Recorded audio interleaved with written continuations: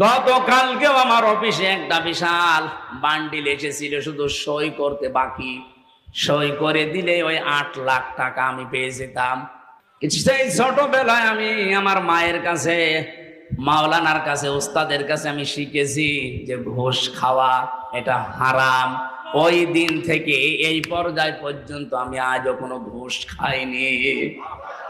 এত কষ্টের জীবন যাপনে আছে, এই যে অন্যায় অবৈধটা আমার সামর্থ্য থাকার পরও আমি করি নাই।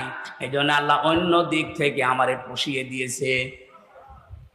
রব্বুল আলামিন আমার স্ত্রীকে বানিয়েছে আমার মন মতো আল্লাহওয়ালা, আমার সন্তানগুলো ঠিক আল্লাহ ওইভাবেই মন তৈরি করে দিয়েছে। যতটুকু দেওয়া হয় অতটুকুতেই তারা আত্মতুষ্টি, আত্মতৃপ্তিতে আছে। আপনি যদি হারাম ইনকাম করেন, আপনার স্ত্রী, আপনার সন্তানাদের মন ও আল্লাহ ঠিক ওই রকম করে দেবে।